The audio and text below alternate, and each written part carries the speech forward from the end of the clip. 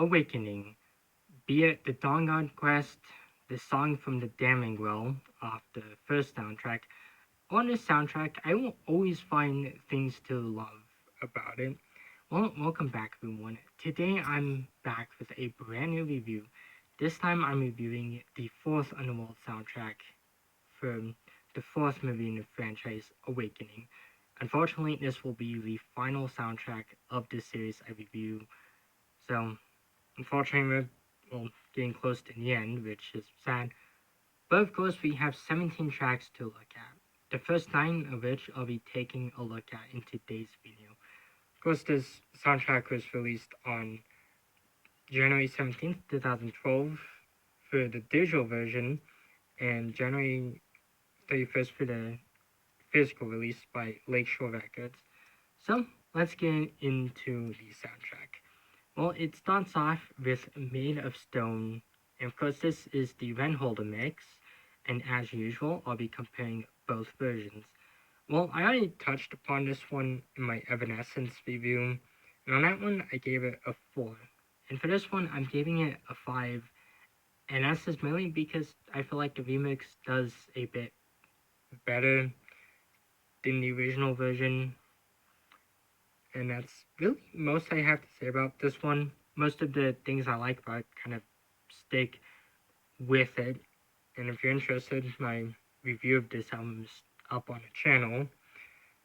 And of course, moving on, we have Heavy Prey, which is performed by Lacey Stem of Flyleaf and featuring Gino Leonardo. And of course, I feel like this one was pretty good. You know, there's a lot to like about this one. It also definitely made me think of another song called Shatter Me by Lindsey Sterling, and is one I would recommend. Next up, we have Blackout.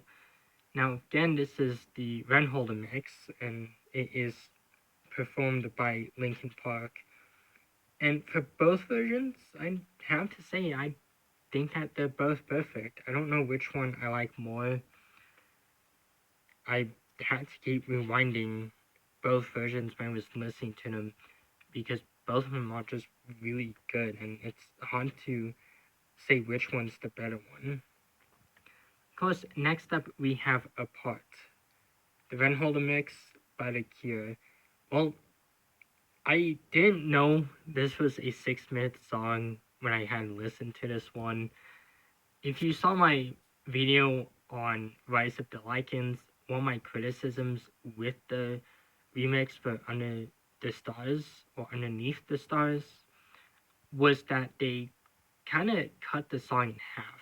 But for this one, well, they keep the song intact, and both versions are just absolutely wonderful. I still think Underneath the Stars, well, the original version of that one, is my favorite out of any of the Cure songs on these soundtracks. But this one, I feel, would come as a close second. Of course, next up we have Killer and the Queen. And first, this is performed by Stella Katsoudas of Sister Severely, Sister Seville, and of course featuring Gino Leonardo. I was not expecting this one to really be that good, if I'm being honest. I had some hesitation when listening to this one at first because the last song I was hyped for ended up being one of the worst songs of the Rise of the Lichens, and of course was probably one of the worst songs off Evolution, that Cradle of Filth cover of Halloween 2.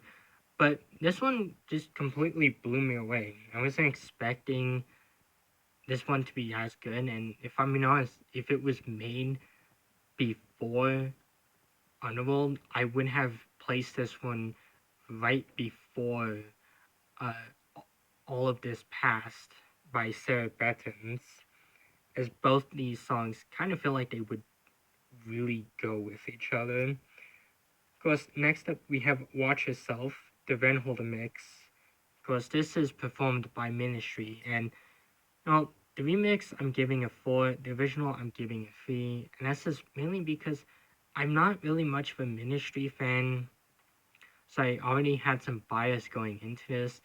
I tried keeping a well, I tried keeping my expectations pretty low, and I'd have to say it's probably the weakest song off the album, although it's certainly not the worst.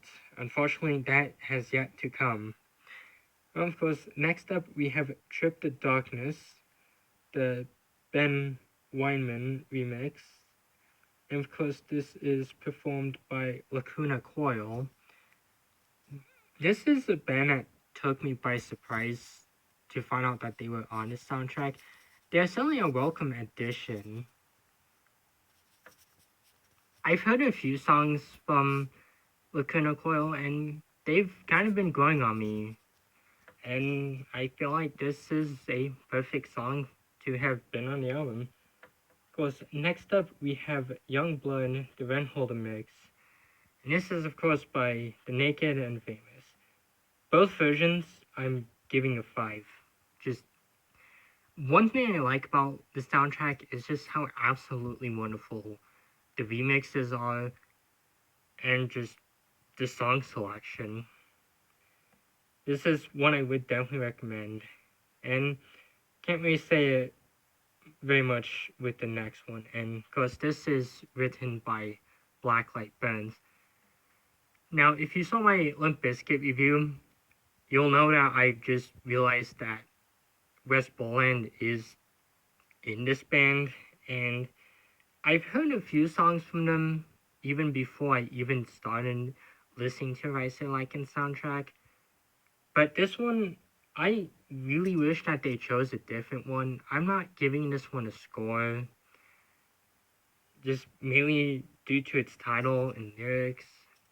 So I feel like this is a bit of a disappointing end to leave the review on. But if you look up the soundtrack, I feel like you'll know why I'm not saying this one by name.